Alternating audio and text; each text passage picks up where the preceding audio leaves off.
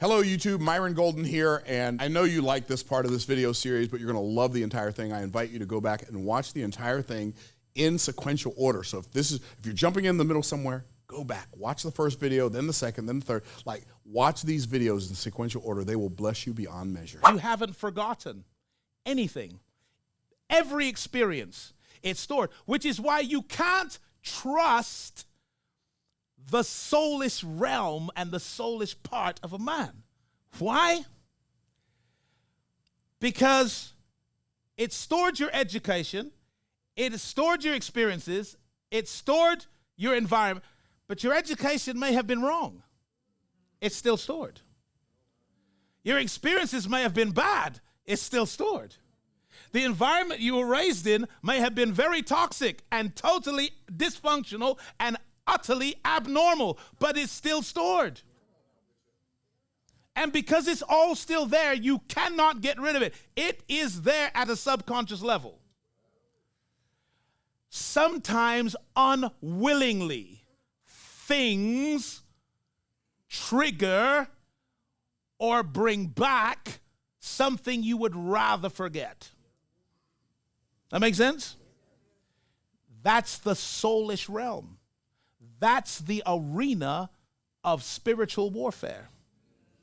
According to Paul, he says the weapons of our warfare are not carnal, but they are mighty through God to the pulling down of strongholds. Where are the strongholds? He said, casting down imaginations and every high thing that exalts itself against the knowledge of God.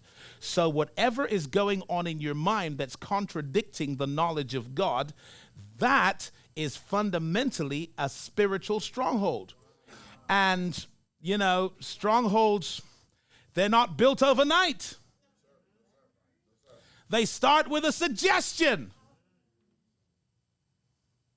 The suggestion, if entertained, becomes a scenario. And the scenario, if viewed long enough, becomes a stronghold.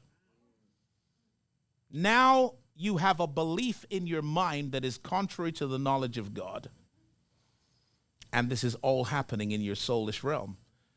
That's the battle for the mind. And that's why, in fact, you know, salvation is not a one-time experience, you know? There's a process involved that transformation is the result of renewing your mind. Oh, I really want to talk about renewing the mind, and it's very, very important. I might do it tomorrow night. With the soul, you are self-conscious, but with the spirit, you are God-conscious. And it is your spiritual essence that connects you to the limitless, the boundless realm of God.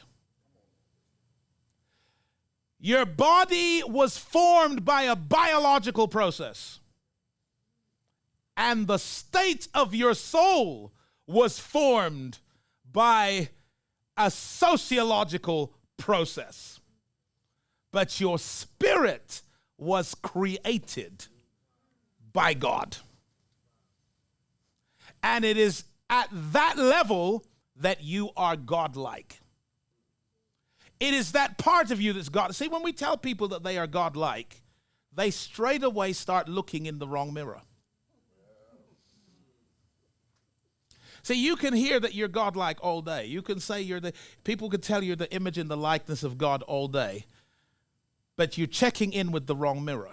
Can I give you the 3 mirrors you must not look in to find out who you are? The first mirror that can never tell you who you are is the physical mirror. Because all the physical mirror it says mirror, all right? Just forget it. That's what it says. The physical mirror can only reflect your physical body. And you are much more than your physical body. So you'll never figure out who you are looking in the physical mirror. You actually, you'll never know the part of you that is great by looking in the physical mirror. Because all the physical mirror can reflect to you is your body, which is only one part of you.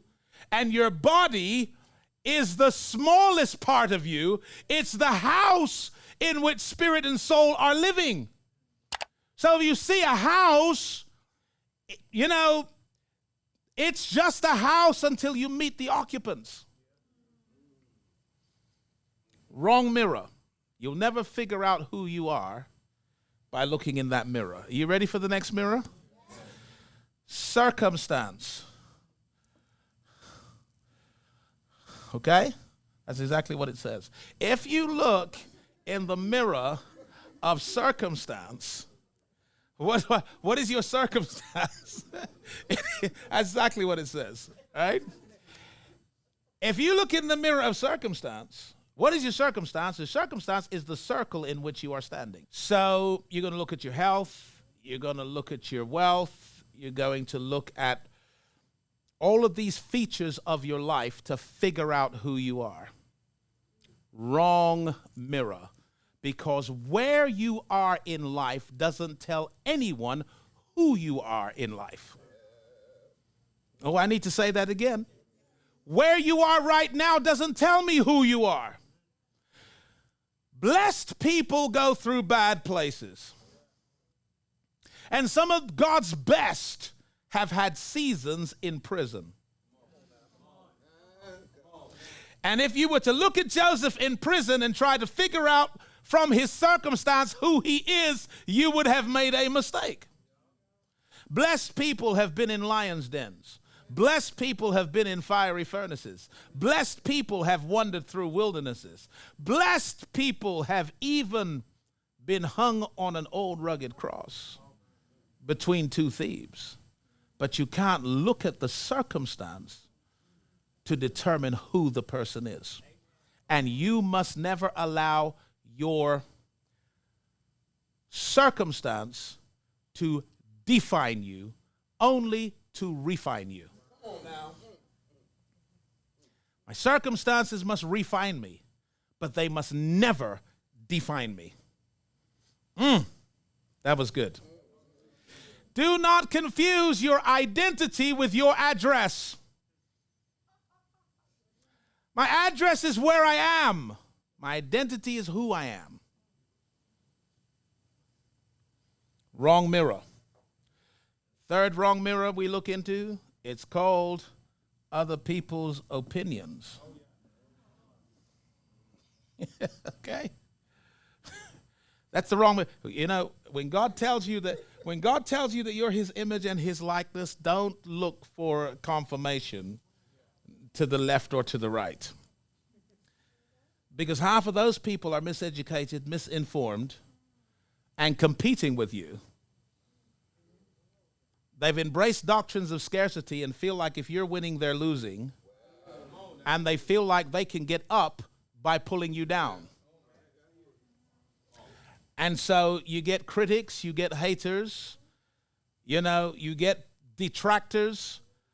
The minute you start trying to do something, it's their opinions. Now, I kind of could spend 2 hours on the opinion thing because I think it's important, but I'm not going to spend 2 hours on it. Your opinion of me is not the truth of me because your knowledge of me is limited. You don't know me, and I don't know you. So whatever opinion I have of you is probably wrong. So if you're going to know yourself, you don't look in those mirrors. There's one mirror you need to look into. That is the Word. The Word. And I'm going to put the Word right up here again.